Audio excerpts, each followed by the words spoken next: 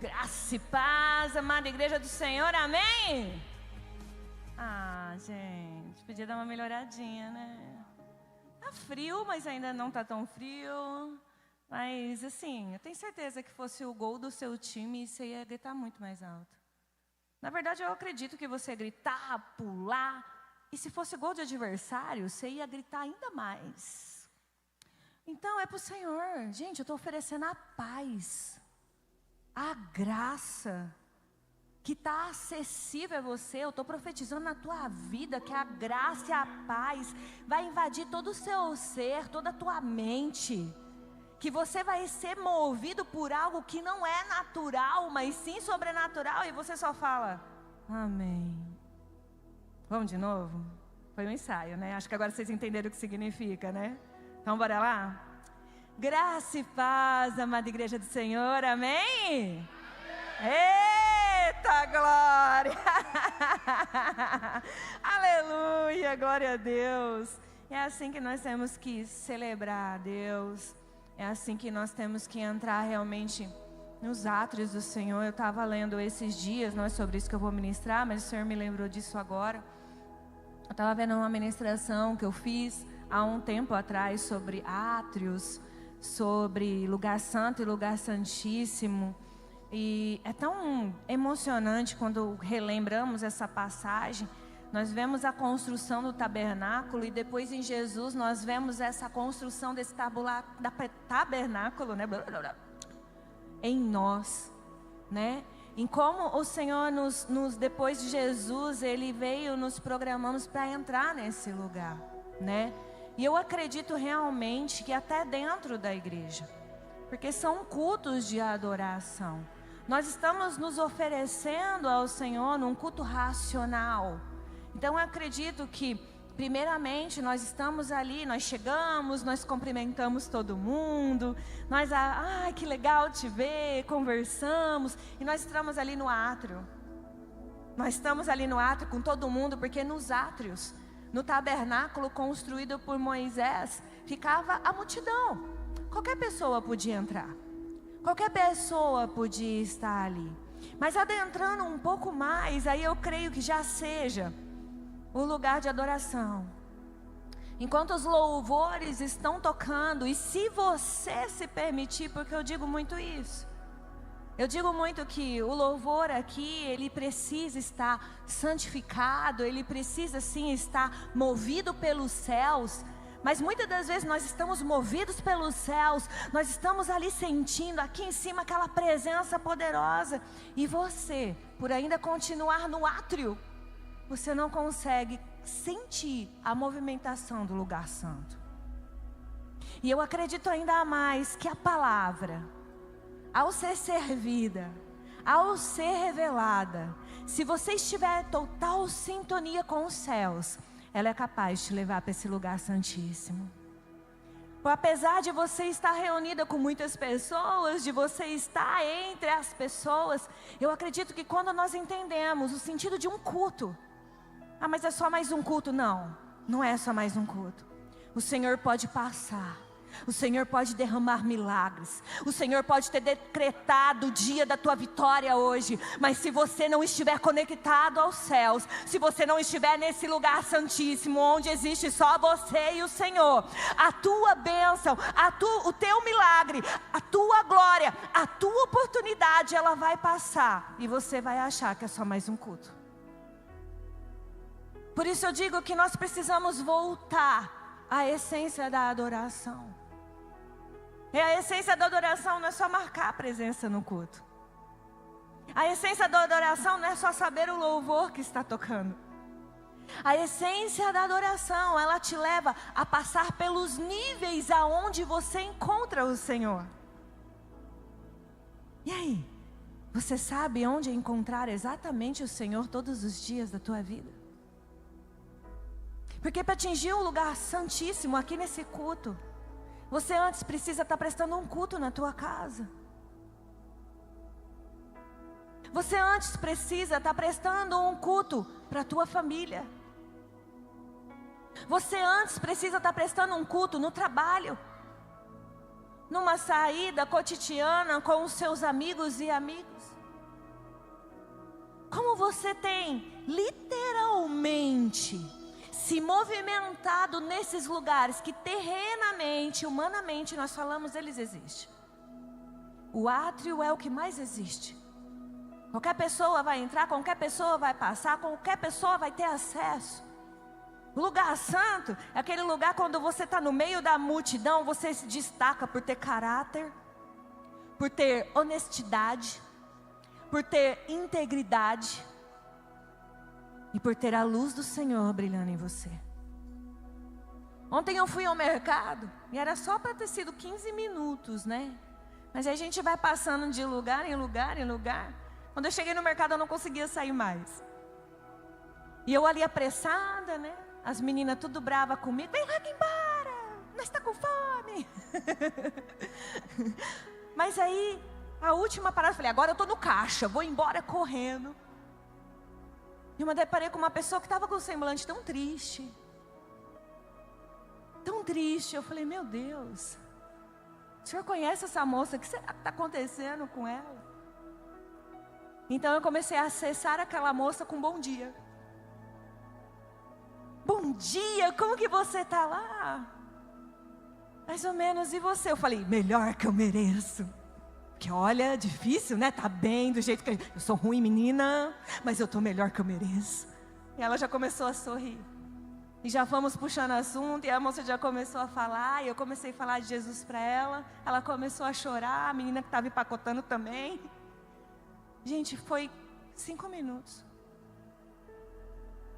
Eu estava prestando um culto ao Senhor naquele caixa daquele mercado. Não doeu, não arrancou pedaço, as meninas não morreram de fome. Mas é o que eu estou falando para você. Estou falando isso para me agradecer? Não.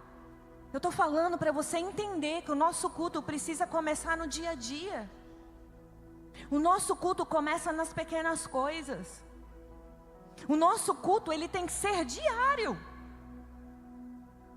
Você vem na igreja aos domingos, ok, parabéns, mas aí durante a semana você esquece que é cristão. Você não estende a mão, você não ajuda ninguém. Você ouve músicas que não te edificam. Você assiste vídeos que edificam você menos ainda.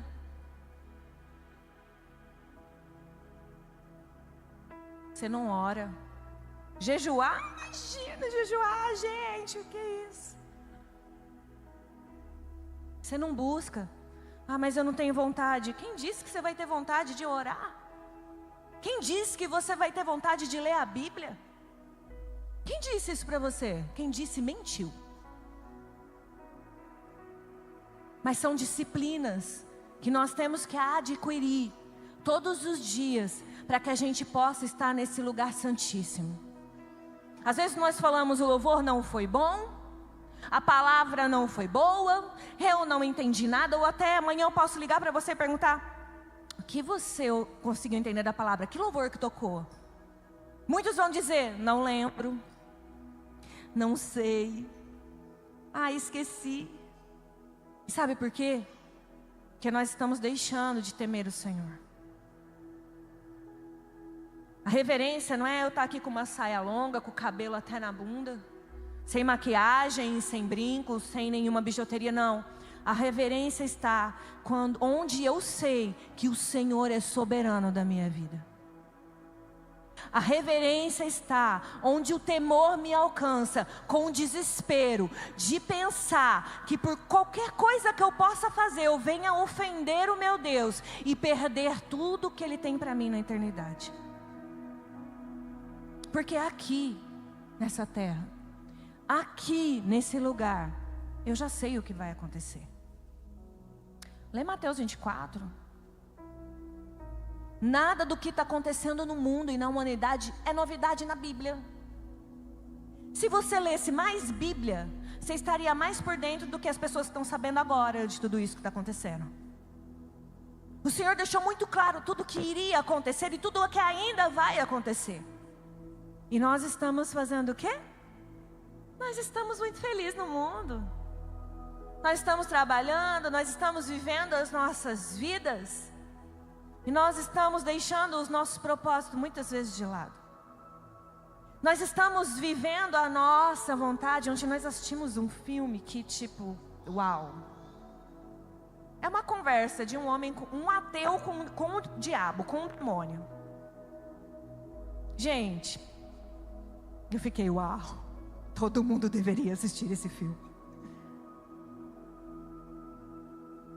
É exatamente o que nós estamos vivendo nos dias de hoje. Tem uma parte que me chocou muito, que ele diz assim, ó. Mas ele conversando com o diabo, o ateu. Mas hoje nós vivemos mais livres do que em qualquer lugar, em qualquer época. Nós podemos ir e vir, nós podemos fazer o que nós queremos. Tudo está permitido. As pessoas podem amar quem elas querem, as pessoas podem viver como elas querem. Nós nunca fomos tão livres como somos agora. E o demônio fazia o que, sabe? Ria. Mas ria de gargalhar, de passar mal. A hora que ele termina de falar, ele vira para ele e fala assim: você é meu querido, eu te amo. É exatamente isso que a gente queria, a gente conseguiu. Você achar que está tudo bem. Vocês não se importar mais com nada por achar que agora vocês estão vivendo o seu melhor momento, enquanto vocês estão fazendo a sua vontade. É exatamente isso. Confirmação da confirmação. Eu falo, quem fica muito perto de mim, na hora que eu prego, fica olhando para mim e falando, Mas é exatamente isso. Nós estamos num tempo onde as pessoas não têm mais temor. Tá tudo bem. É tudo normal. O que tem de mais?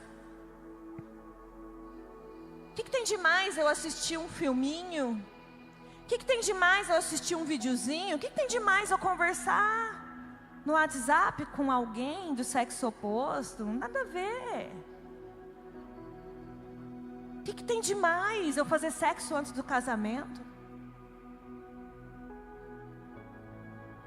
O que tem de mais eu não me santificar? Afinal, ninguém é santo, né? A gente não dá essa desculpa?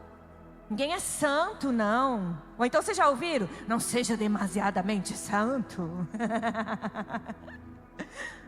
Mas eu não estou falando de perfeição. Porque perfeitos, a Bíblia fala que nós nunca seremos. Mas santos, ela está mandando nós sermos santos, como Ele é santo. Existe um lugar muito mais profundo do que esse natural que nós estamos vivendo. Existem princípios, existem verdades que elas não podem ser mudadas e que elas não podem ser adequadas ou adaptadas. E como eu sei disso? Indo para a palavra. Eu estava conversando com um jovem, falei para ele, você quer saber se eu estou falando a verdade? Vai para a Bíblia. Abre a Bíblia e lê lá se eu estou falando a verdade para você. Não achou o que eu estou falando? Me pergunta para eu te mostrar onde está essa verdade. Estamos em tempos que o que eu falar aqui para vocês, não, a Michelle é uma mulher de Deus, é correta. Mas espera aí, ela leu, eu vou ler também. Espera aí, deixa eu ver se isso está na Bíblia mesmo. Eu sempre fui uma pedra no sapato para os meus líderes e pastores. Porque eu sou curiosa demais. E tudo que eu ouvia e que me falavam, eu ia para a Bíblia. E aí eu chegava lá e falava assim, mas você falou isso aqui, mas isso não está na Bíblia não. Por que eu tenho que fazer? Mas isso não está na Bíblia não, o que é isso? É uma regra, é uma doutrina? Não, você tem que fazer porque não está na Bíblia, mas isso aqui na Bíblia quis dizer, eu falo, opa, peraí, não distorce. Muitas das vezes também eu me coloquei de baixo por achar que eu tinha que obedecer a alguém que não seguia os fundamentos e princípios da palavra. O que aconteceu comigo? Literalmente não deu certo. Eu passei por coisas que eu nunca deveria passar. Porque mesmo lendo a Bíblia, mesmo sabendo a verdade, eu comecei a o quê? A servir homens. Tanto que eu orava e pedia ao Senhor: Senhor, quando eu estiver servindo homens, o Senhor me arranca de onde eu estiver. E quando num belo dia o Senhor me disse: sai daí, durante 3 anos eu ainda desobedeci. Colhi as consequências? Colhi. Colho elas até hoje? Colho. Por quê? Porque nós vamos perdendo o temor. Nós não apoiamos em homens ao invés de nos apoiar na palavra. E eu não estou falando isso para que você não confie em ninguém, que você não goste de ninguém, para que você desconfie de todo mundo, não. Eu estou falando isso para que você cresça na palavra. Porque tudo que eu leio e falo para você, amanhã, se você abrir a Bíblia, eu te garanto, e se isso não acontecer, eu não prego mais.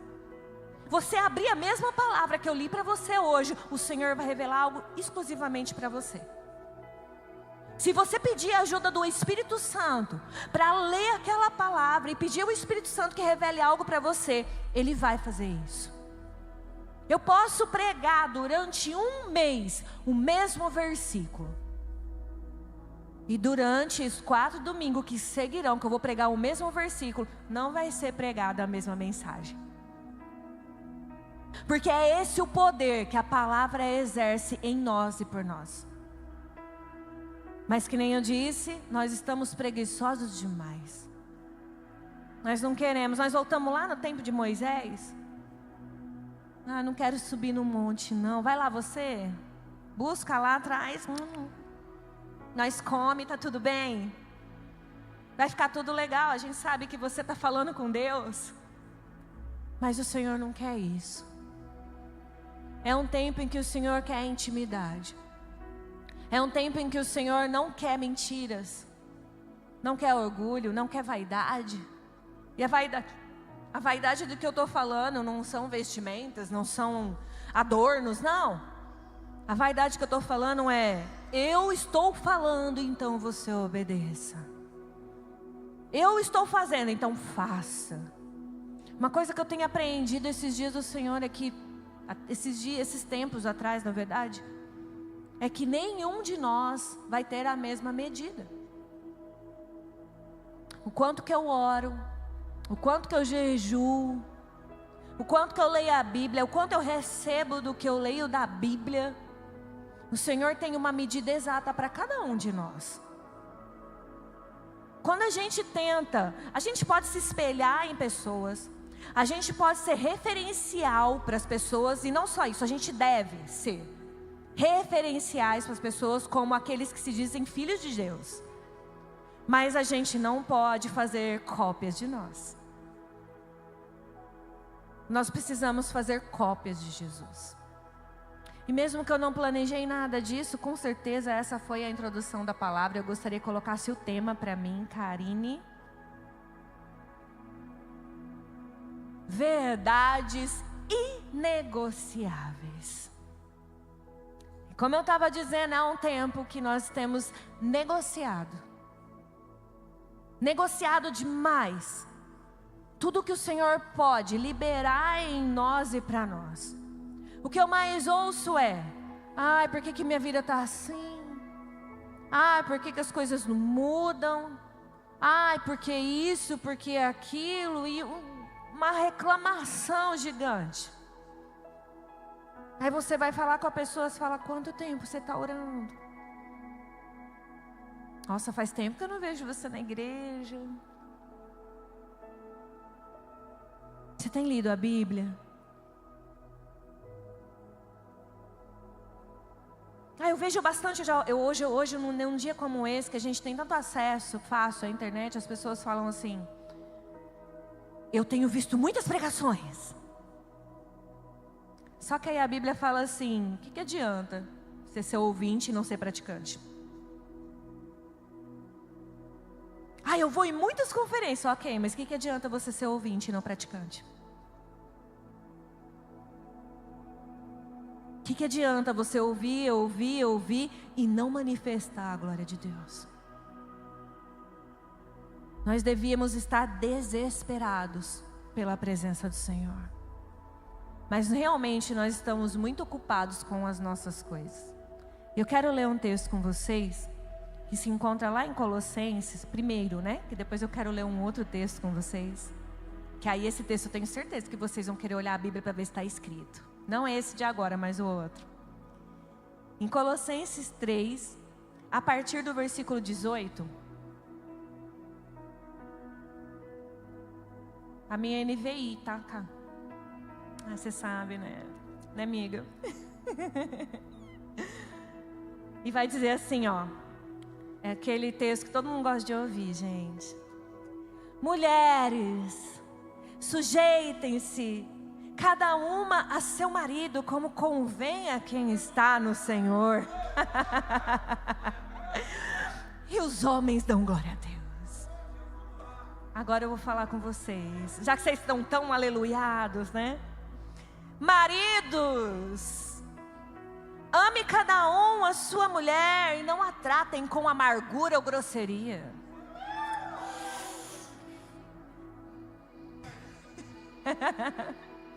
Filhos, tem todo mundo aqui, gente, hoje. Obedeçam a seus pais em tudo, pois isso agrada o Senhor.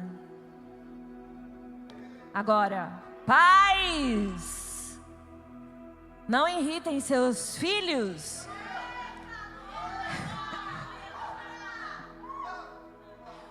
Ó, presta atenção no que isso carrega, acho que é o mais pesado de todos. Para que eles não desanimem.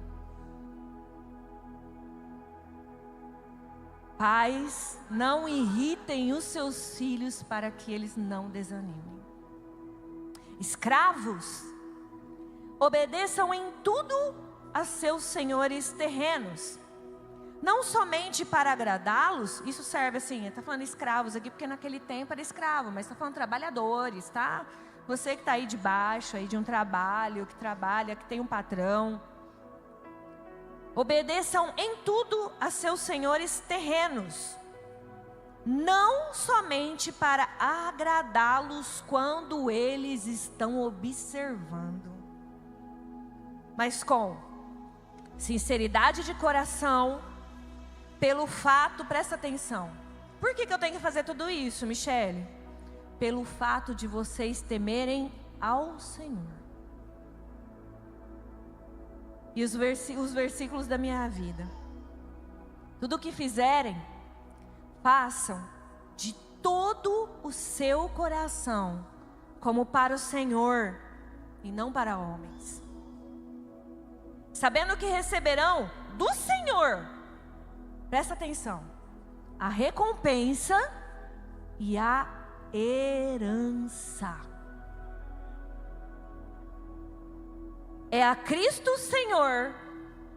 Presta bem atenção nisso, quero que você grave isso. É a Cristo o Senhor que vocês estão servindo. Quem cometer injustiça, receberá de volta a injustiça. E não haverá exceção para ninguém. Que palavra dura, né? Pesado, mas é uma palavra que me acompanha há muitos anos.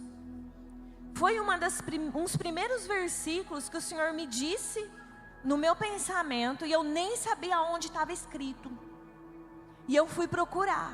Ele me disse: faça tudo com o seu coração, Michele, de todo o seu coração, para mim e não para homens. E o Senhor me disse isso numa época em que eu estava conhecendo Jesus. E assim, foi no primeiro meu ano de conversão, em que eu fiquei tão apaixonada por Jesus e tão enlouquecida por Jesus, que eu não via mais sentido ficar casada. Eu queria me livrar do William. Gente, porque ser casado é muito difícil. Ser casado é muito difícil, os casados sabem. A gente tem que, né, as mulheres têm que se sujeitar, né, submeter. Aí em contrapartida o homem tem que amar, não pode ser grosseiro, não pode tratar a mulher com amargura, mas aí a gente fala: eu não vou me sujeitar porque ele não me trata doce. Eu não vou me sujeitar. Aí o homem fala, eu não vou tratar com bondade porque sai da rédea. Não é? Gente, quem é? Somos humanos. Somos, não é farinha do mesmo saco, é pó do mesmo barro. Que eu passo, vocês passam e assim não vem falar, não, a minha vida. Para de mentir, irmão. Mas é difícil a gente cumprir as nossas coisas. Mas aqui, nessa palavra, ela vai dizer as regras que são necessárias para cada um. Presta atenção, que o Senhor está dizendo para nós nessa palavra, o que nós temos que fazer. Nós estamos vendo o que o outro tem que fazer, mas não é para julgar e nem cobrar.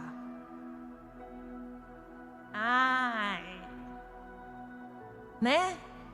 É para a gente olhar e lembrar, peraí, eu estou cumprindo com a minha obrigação perante o Senhor? Porque aqui onde eu li para vocês, ele fala o quê? Porque é o Senhor que vocês estão servindo. E nessa época que eu tive que aprender essa lição, eu fiquei tão assim cega por tudo. E de verdade, se aproveitaram de mim por conta disso. Porque pessoas que sabem fundamentos e princípios, deixa eu deixar uma coisa clara para você. Pessoas que têm fundamento, princípio da palavra, elas não vão abusar de você. Não vai existir um abuso de nenhum modo assim, em cima de você. Elas não vão exigir que você faça coisas nem para elas e nem para o reino falando que é para Deus. É por isso que o seu grau de intimidade, é por isso que o seu nível de intimidade, ele tem que crescer diariamente. Porque se você não ouve o que o Senhor está falando para você, se você nem sabe o que o Senhor quer de você, qualquer pessoa vai te influenciar. É como eu digo, o que fizeram comigo foi eu que permiti.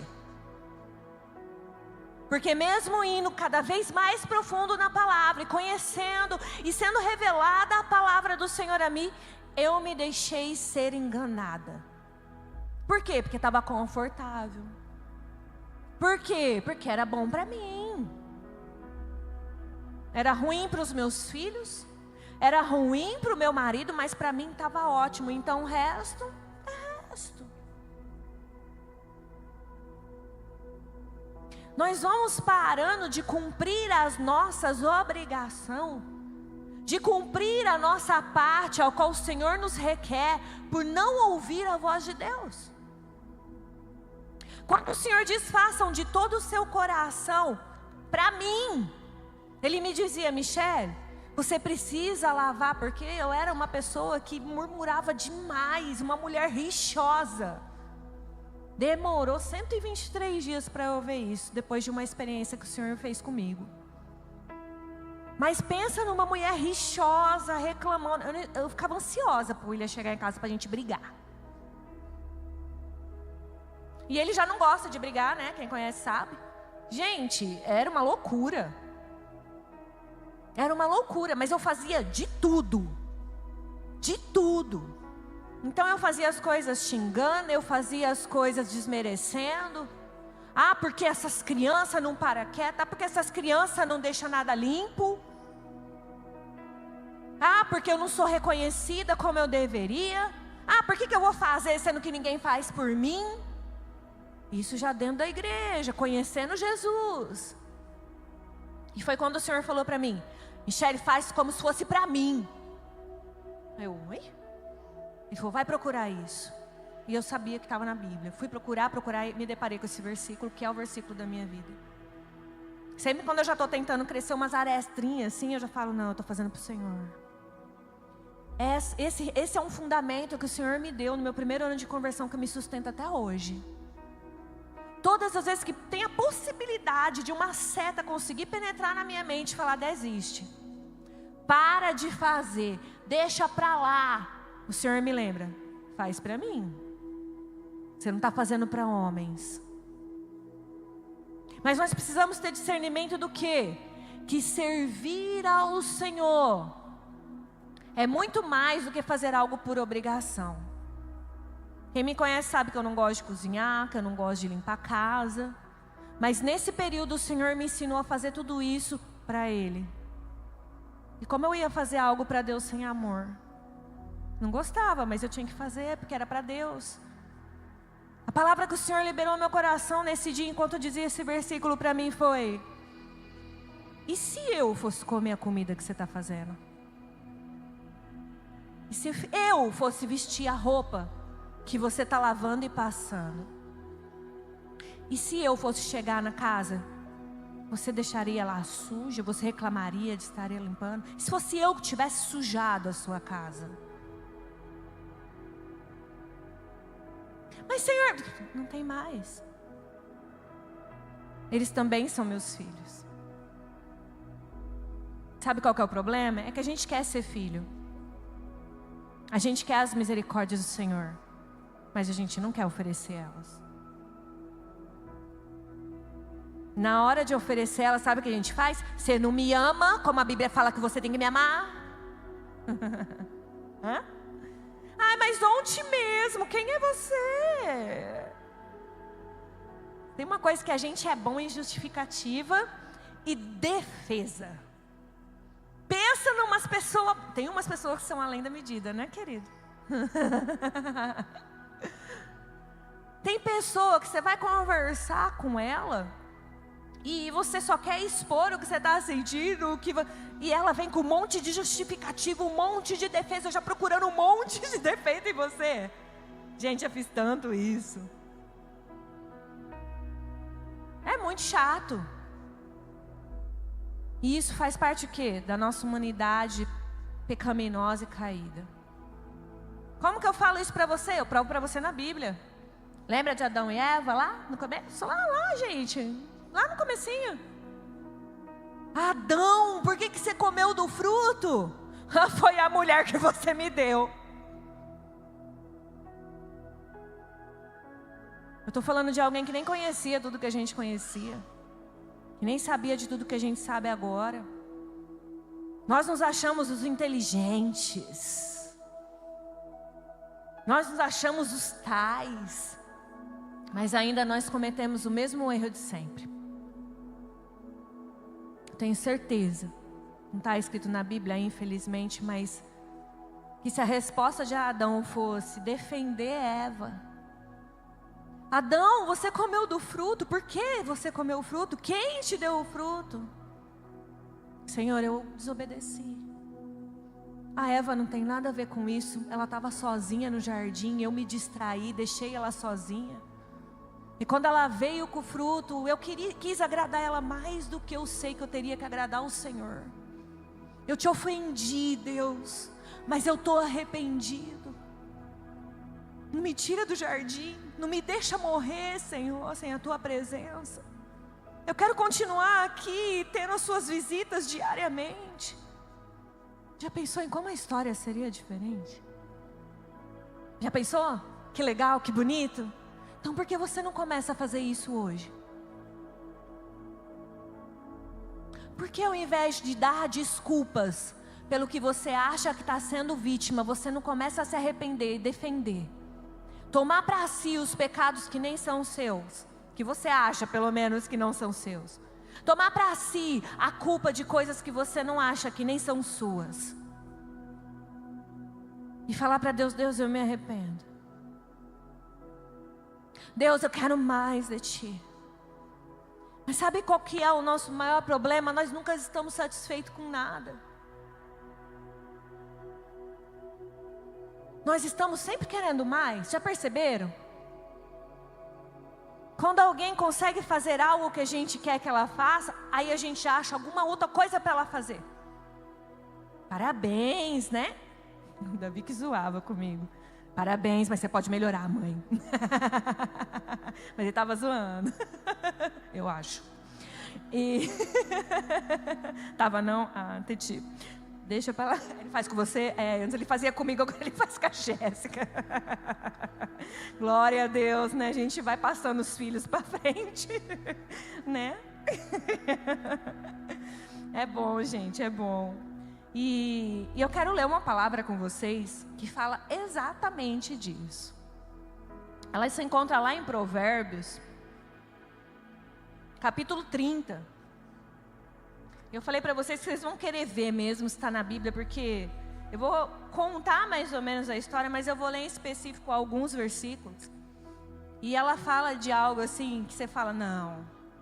E foi num dia assim, aleatório mesmo, eu estava conversando com uma filha minha espiritual, e aí nós conversando, e ela falando de uma situação, e o Senhor me trouxe esse versículo, e eu declarei esse versículo para ela.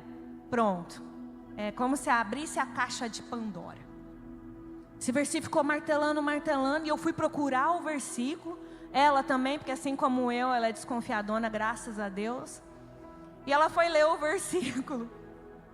E aí nós começamos, aí quem nós achava no meio do caminho, nós falava do versículo, falava do que estava acontecendo.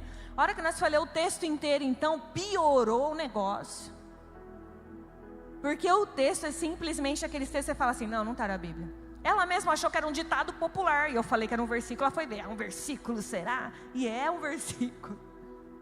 Então, assim, e ele fala exatamente disso que eu estou falando com vocês. Ele fala desse sofrimento nosso. Que sofrimento? Desse sofrimento de sempre querer mais. Esse sofrimento de a gente achar que sabe, que tem, que pode. Esse senso de justiça própria, que nós honramos tanto e damos tanta honra a nós por causa disso, que nos impede de ter compaixão e misericórdia pelo outro e pelo que o outro está passando.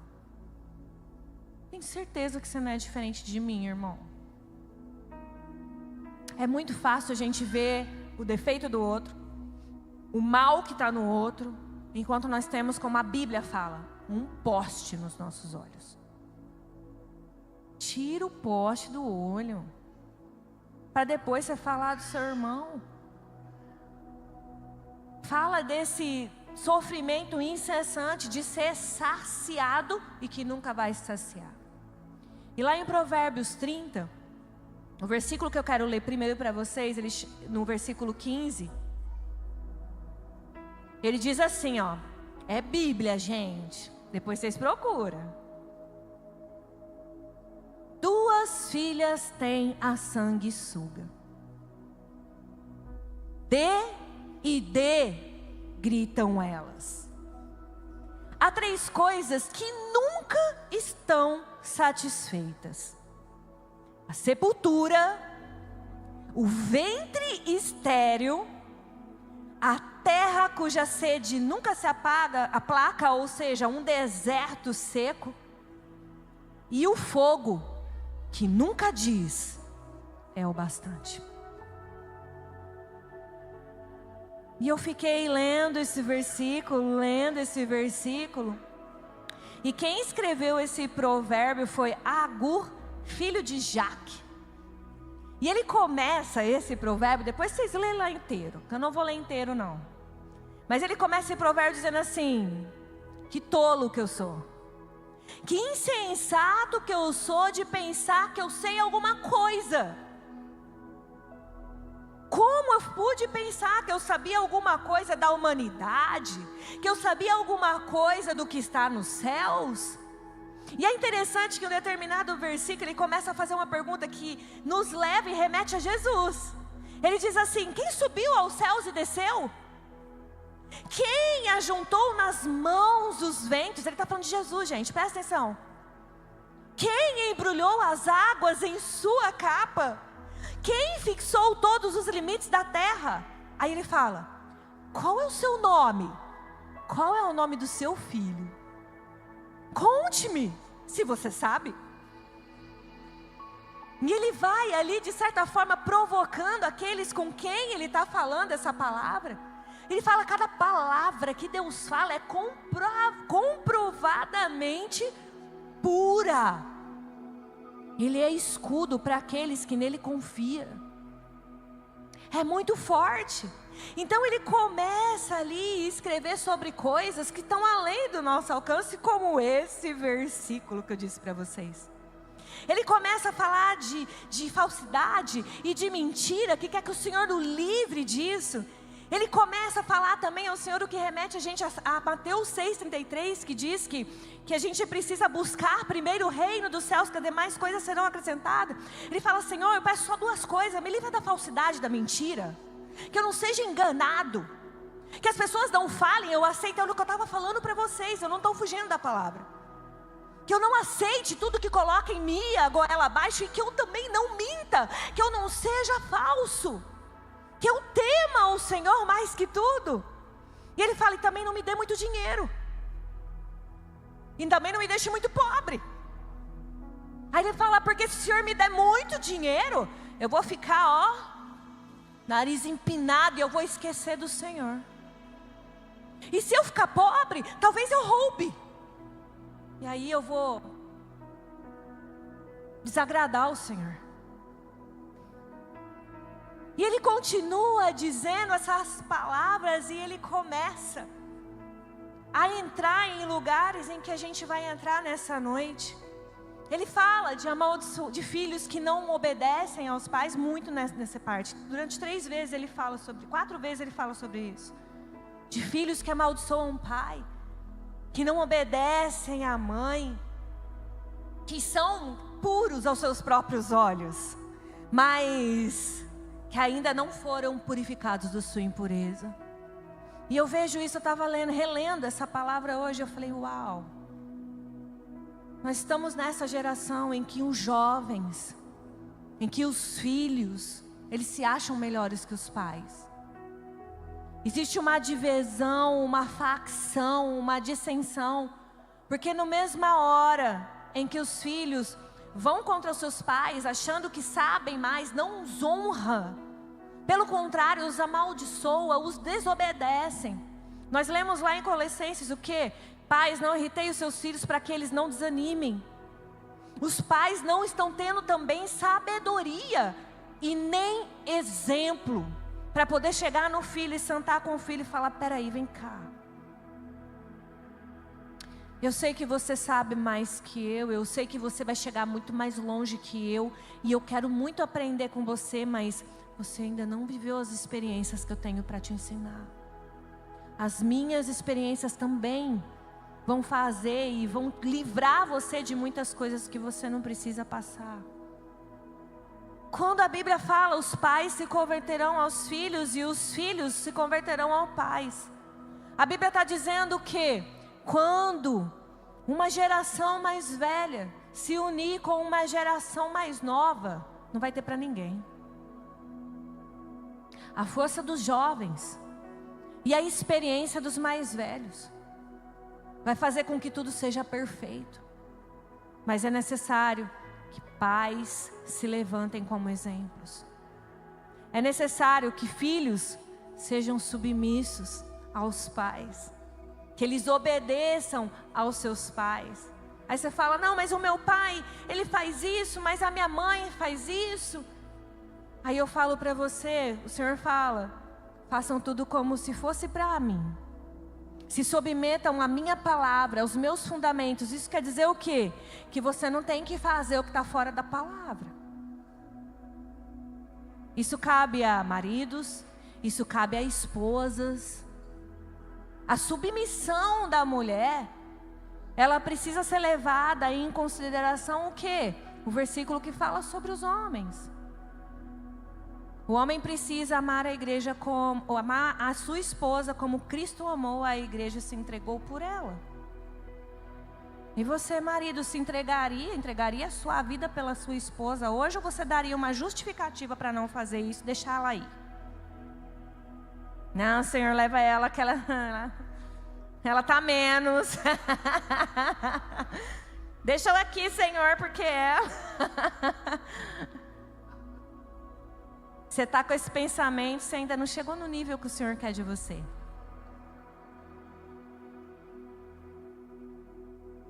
E a mulher precisa estar submissa ao seu marido. Um marido que sabe a missão que tem aqui na terra. Um marido que sabe a missão que o Senhor deu para ele. Os homens acham que submissão é: senta, mulher. Faz isso, mulher. Aí a mulher não pode ter voz, não pode pensar, não pode ter opinião. Submissão está debaixo da missão, querido. Você não tem missão ainda, você nem sabe o que você vai fazer da vida. Você quer que sua mulher seja submissa a quê? Fica complicado, né? Aí quando a gente vai explanando assim, você fala, você está puxando a sardinha para o seu lado. Não, é difícil para a mulher ser submissa. Ela precisa entender a missão do seu marido. O marido às vezes demora um pouquinho mais para entender, mas ela precisa entender.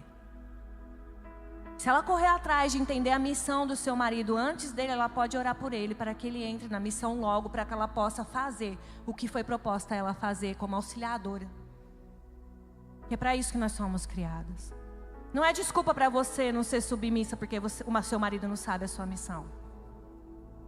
Já era para você saber. Se ele não sabe, já era para você saber. A gente precisa entender que o Senhor não puxa a sardinha para nenhum lado. Ele quer que nós entremos em lugares que nós não alcançamos. Ele quer que nós vivamos coisas que nós nunca vivemos. E esse Provérbios vai continuar dizendo. Vai continuar dizendo sobre a língua. Ele fala um versículo que eu acho muito pesado. Que diz assim, ó. Pessoas, ele está falando de pessoas que falam, que amaldiçoa. Cujos dentes são espadas. E cujas mandíbulas estão armadas de facas para devorarem os necessitados. Ou seja, para devorar aqueles que são menos favorecidos. Para devorar aqueles que não têm argumento, não têm justificativa. Quantas pessoas, eu tenho certeza que você já conheceu, que com palavras quase te mataram. Pessoas que com palavra decretaram, que amaldiçoaram e decretaram coisas que Deus nunca decretou para a sua vida e nunca decretaria. Pessoas que apenas querem levar você para a morte. Pessoas que estão insatisfeitas com elas mesmas. Pessoas amargas, pessoas feridas. Pessoas que não liberaram o perdão e por isso não conseguem acessar o lugar santo dos santos. O lugar santíssimo. Pessoas que em nome de Deus, por saber a sua história, quase te mataram. E está falando nesses versos que eu li para você. A sanguessuga tem 2 filhas. Me dá, me dá. O que significa, Michele? Significa que as coisas desse mundo, elas não são saciáveis. Significa que enquanto você estiver correndo para a aprovação de homens, de mulheres, enquanto você estiver fora de fundamentos e princípios da palavra, enquanto você estiver correndo do chamado e do propósito que o Senhor tem para a sua vida, a única coisa que vai acontecer com você é que você vai ficar cansado e sobrecarregado. Eu te garanto. Por quê? Porque as pessoas nunca vão estar satisfeitas com nada. Muitas das vezes você vai dar o seu melhor, você vai se empenhar, você vai fazer ali o melhor que você pode fazer, mas muitas pessoas sempre vão querer que você faça algo a mais. Tudo bem que o próprio Jesus disse pra gente o quê? Se pedir para andar 1 milha, se te obrigarem, né? Porque na verdade era assim. Os romanos em certos lugares, em certos pontos de algumas cidades, eles podiam obrigar qualquer pessoa de qualquer povo a carregarem os seus escudos, as suas armaduras e as coisas os mantimentos que eles carregavam durante 1 milha. Quando desse 1 milha, as pessoas poderiam ir embora, mas eles eram obrigados a andar 1 milha. Jesus disse o que para os discípulos? Quando te obrigarem a andar 1 milha, ande 2 por sua vontade própria. Eles não eram obrigados a andar 2, era só 1. Mas Jesus disse, ande 2 e a segunda pela sua própria vontade. Eu vi esse episódio retratado em The Shows e eu fiquei, uau! Eles retrataram isso de uma forma tão assim eloquente. Eu falei, gente, é sobre isso. Quando eles falaram que acabou e Jesus falou assim, não, a gente vai andar mais uma milha. Eles falaram, não, mas já acabou. Falou, não, mas a gente quer. E a cara dos discípulos, eu imaginei a gente. A hora que Jesus faz esse convite pra gente, ande duas. Ele não merece perdão, mas perdoa, ama. Faz a comida que... Gente, eu lembro quando eu comecei a receber as instruções do Espírito Santo e a aceitar aquilo. Eu lembro quando eu fiz a comida que o William gostava. Ele olhou a comida que ele gostava, tinha um bolo que ele gostava, e ele falou assim, quem vai vir aqui? Aí eu falei, ninguém, eu fiz para você. Ele, sei. Então come você e as crianças, depois eu como. Gente, ele achou que eu tinha envenenado a comida dele. Né? Tipo, matar os filhos. Não, mas ele achou que era porque como eu fiz a comida que ele gostava, do jeito que ele gostava, e isso não acontecia há anos. Ele falou, mano, essa mulher vai me matar. É agora. Mas é sobre isso. O Senhor falou para mim, faz a comida que ele gosta, o bolo. Eu falei, não vou fazer nada, ele não faz nada para mim. Eu estou mandando você fazer como se fosse para mim. Isso vai me agradar. Vai agradar ele, vai agradar mais a mim do que a ele. E eu chorando, né? Tá bom. Mas eu estava tão apaixonada como eu ainda estou hoje por Jesus, que a gente vai começando a entender o que o Senhor quer da gente. As pessoas não podem estar satisfeitas, elas não se satisfazem. Quanto mais você faz, mais elas querem. Tem alguém que você conhece que é assim? Tem pessoas que nunca, ela vê ali, você põe um pano branco no varal, lindo. A pessoa chega e fala, nossa, tem um pontinho preto no meio. Hã? Tem pessoas que são assim, mas e aí? Como você vai reagir mediante a isso? A Bíblia vai continuar me dizendo, nesse versículo tão poderoso, que ele fala assim, há 3 coisas que nunca estão satisfeitas. Mais 4 que nunca é o bastante. E me chamou a atenção nisso aqui, porque o Senhor me falou sobre continuidade. Ele falou o quanto tempo nós perdemos tentando nos saciar com as coisas desse mundo, com os prazeres desse mundo, com os padrões desse mundo. Enquanto isso, só quer 4 coisas. Primeira coisa que ele cita é sepultura. Ele está dizendo, essas coisas que vocês estão buscando para vocês, essas coisas que vocês estão buscando por conta da vontade de vocês, essa adrenalina que você quer ver correr nas suas veias, ela nunca será o suficiente. Sabe o que não vai ser suficiente para ela? A sepultura em que você vai morar. O Senhor me disse que a sepultura nunca vai ser suficiente, a sepultura que o diabo prepara para nós. Ele sempre vai querer matar mais um. Ele sempre vai querer matar mais milhares. O único propósito dele é ofender o Senhor, matando aqueles que eram para o servir. Nós brincamos muito com isso. Principalmente porque nós achamos que amanhã eu vou poder mudar de vida. Amanhã vai dar tempo. Até a gente entrar numa situação adversa, né? E fala, não, se eu morrer hoje eu vou para o inferno.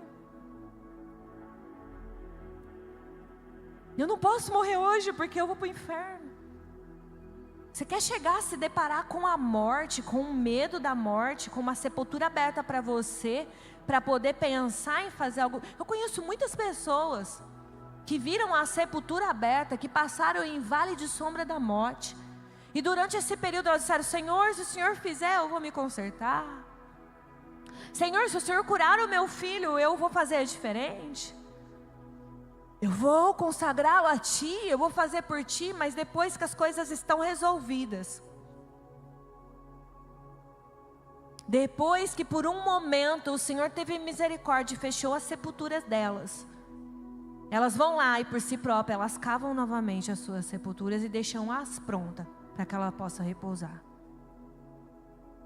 O diabo não está brincando de ser diabo, mas a gente está brincando de ser cristão. A gente não teme mais nem a morte. A gente vive como se não houvesse amanhã. Quer dizer, a gente vive como se houvesse amanhã. A gente vive como se a gente tivesse. Não, amanhã eu peço perdão. Amanhã eu faço. E se você não acordar?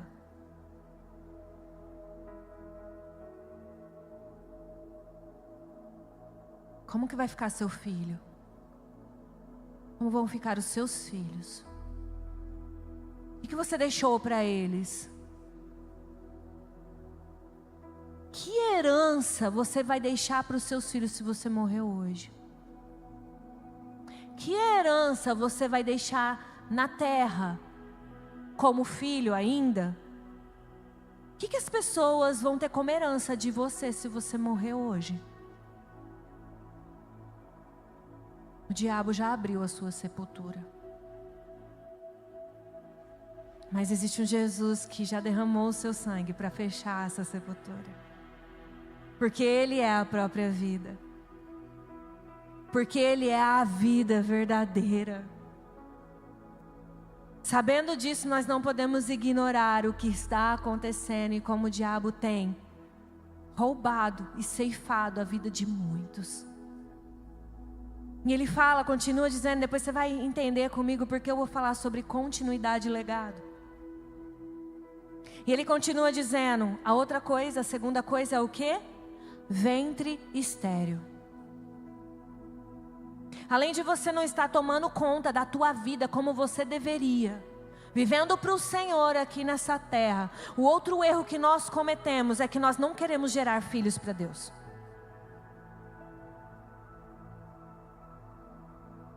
Fala que ele não se sacia com o quê?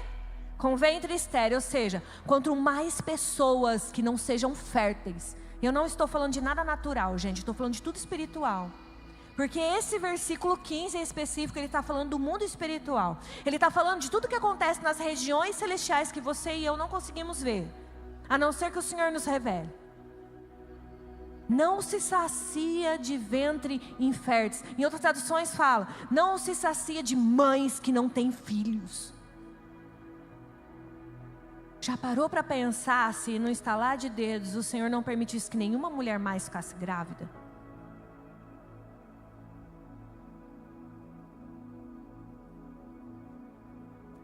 Isso é ruim. Quantas mulheres que nós estaríamos tristes, amarguradas e frustradas por nunca poder ter tido tempo de ter um filho. Agora vamos trazer isso para o mundo espiritual. Por que você não está triste assim? Por que você também não sente essa tristeza? E sente essa comoção de nunca ter gerado um filho espiritual para o Senhor? Nós somos fáceis de se tornar vítimas, né? Mas quando a gente fala de ofender a Deus, a gente se exime das nossas culpas. Quantos filhos espirituais você gerou ou quantos filhos espirituais você já abortou?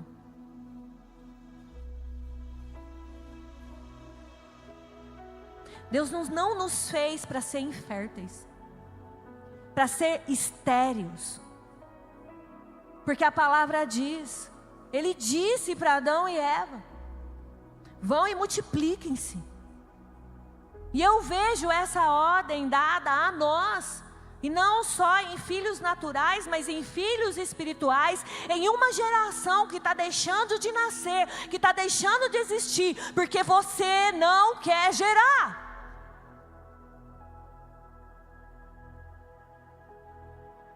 Porque você não quer ser o pai ou a mãe espiritual, nem do próprio filho seu que está em casa. Uma geração órfã de pai e de mãe dentro das suas casas. Uma geração de viúvas e viúvos com maridos e esposas vivas. Por quê? Porque nós não queremos gerar. Nós não queremos passar pelo desconforto de uma barriga crescendo, dos enjoos nos primeiros meses, e o que dirá da dor de parto. Gerar não é confortável. Mas o inferno não se sacia de ter ventres estéreis. Não se sacia. Ele vai estar sempre procurando homens e mulheres que ele possa causar esterilidade. Sabe como? Com traumas, com frustrações dentro das igrejas, com frustrações dentro da família, com falta de exemplo dentro de casa. O diabo só quer que você tenha uma desculpa para dizer: não, eu não vou fazer isso porque eu não quero fazer igual meu pai, a minha mãe, o meu pastor, a minha pastora, o meu líder. Então eu não vou gerar ninguém, para que alguém também não fale isso caso eu cometa algum erro. É por isso que eu vou ficar sentadinho. É por isso que eu vou abrir mão de tudo. Aí você enche a boca e fala: eu sirvo o Senhor, o Deus vivo. Então por que você não está gerando? A outra coisa de que ele fala é... Meu Deus, que palavra forte. Eu sabia que ela ia ficar forte, mas não sabia que ia ficar tão forte. Aí ela fala da terra. Primeiro, ele fala sobre... Ele fala sobre a morte, sobre a sepultura. Depois ele fala do ventre estéril, sobre gerar. E depois ele fala da terra, cuja sede nunca se aplaca, ou seja, de um deserto seco. Ele está falando do quê? Do que você produz. Ele está falando de uma terra onde a semente é lançada e se produz algo consistente. De uma terra em que se planta e ela é tão seca que ela não produz nada. De uma terra onde muitas das vezes somos nós essa terra seca. Nós não recebemos a água do Espírito Santo adequadamente, na quantidade certa. E nós nos tornamos terras secas, incapazes de produzir sombra, incapazes de produzir alimentos. Porque alguém que produz algo, uma semente que cai em terra fértil e produz, ela não alimenta a si, mas ela alimenta outros. E o Senhor me disse: o meu povo está deixando de produzir. Por quê? Porque não acha mais razão para alimentar outros. Terra seca, desertos, pessoas que não conseguem ter nada para oferecer às outras. Pessoas que não têm nenhuma visão daquilo que elas podem produzir a partir do que o Senhor pode fazer nelas e com elas. E a outra coisa de que nunca é saciada. Quanto menos da água do Espírito é derramada sobre a nossa terra, mais a terra quer ficar seca. Sabe, todas as vezes que o Senhor te convida: ora hoje, vamos orar? Entra aqui no seu quarto e você fala: não. Filho, eu quero falar com você, abre a Bíblia. Não, hoje não. Eu quero ter intimidade com você, eu quero derramar o meu Espírito sobre você. Ai Deus, eu estou tão ocupada. Estou tão cansada. Olha, mas eu prometo que no final do dia, e no final do dia você está mais cansado ainda. E você, olha Deus, hoje eu estou atrasada. Nossa, olha, não. E nós nos tornamos uma terra seca porque não recebemos água da fonte da vida. Nós nos vamos nos tornando secos, improdutivos. E por último ele fala do fogo. Do fogo que vem e não se sacia enquanto não destrói tudo. Uma pessoa que não vive, ela está morta. Uma pessoa que é estéril, ela não gera vida. Uma pessoa que é uma terra seca, improdutiva, ela não alimenta, por isso ela também não traz vida. Um fogo que é a quarta coisa, que não se aplaca, que é totalmente dominador. O que ela faz com essas coisas? Ela vem e consome tudo. A Bíblia vai nos dizer que nos últimos dias, que no último dia virá o fogo e consumirá a palha. E o que restar é o que será levado para Deus. Isso quer dizer que o fogo que não se sacia, ele vai estar sempre destruindo tudo aquilo para que você foi levantado para fazer nessa terra. Tudo aquilo a qual o Senhor predestinou você. Tudo aquilo que o Senhor levantou você para dar vida, para ressuscitar vidas, para levar vida, para gerar vidas em Jesus e para Jesus.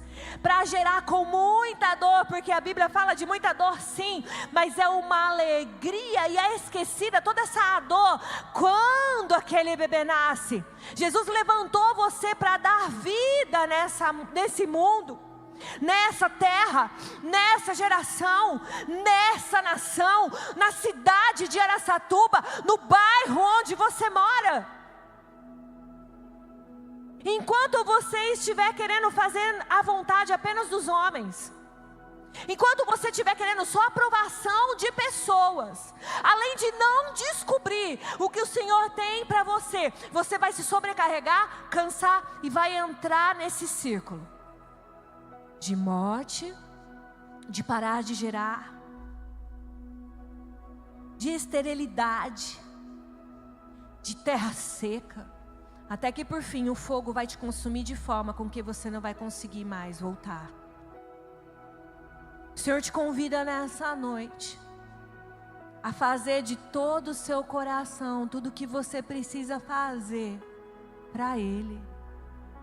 Você vai perceber que à medida que você começa a fazer tudo de coração para o Senhor e não para homens, você começa a mudar de níveis e começa a perceber que o que o Senhor quer que você faça é servir.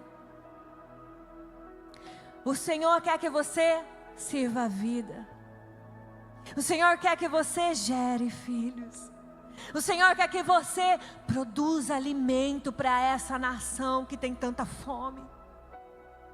Que você tenha água que transborde, a água da vida que transborde, mata a sede, como ele disse lá para a sunamita. A minha água, se você beber da minha água, nunca mais você vai ter sede. O Senhor quer realmente colocar um fogo no seu coração, mas não que destrói tudo o que o Senhor quer fazer em você, mas um fogo que incendeia as pessoas de forma com que elas não consigam mais ser a mesma. Um fogo que consome os prazeres desse mundo, as vontades desse mundo. Um fogo que contagia com tudo que ele carrega. Um fogo que não queima a vida, mas um fogo que celebra a vida. Um fogo que abastece a vida que existe em você. O Senhor quer te trazer para esse lugar de descanso, onde as filhas da sanguessuga não vão mais te sugar.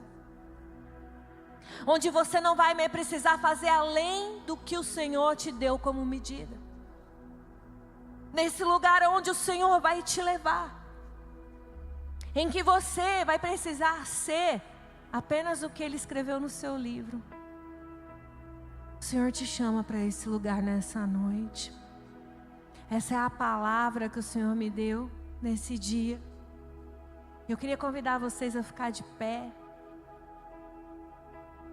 E eu queria realmente pedir para você que entendeu essa mensagem, e você que pegou a porção da mensagem no seu coração, vou pedir para você vir aqui na frente não, mas eu vou pedir que você curva a sua cabeça, feche os seus olhos, coloca a mão no teu coração e faça uma aliança com aquele que é o Senhor da tua vida.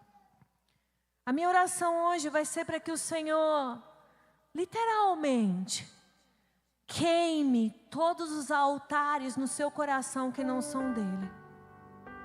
A minha oração vai ser para que o Senhor liberte você da escravidão desse mundo e se torne livre para ser quem Ele criou.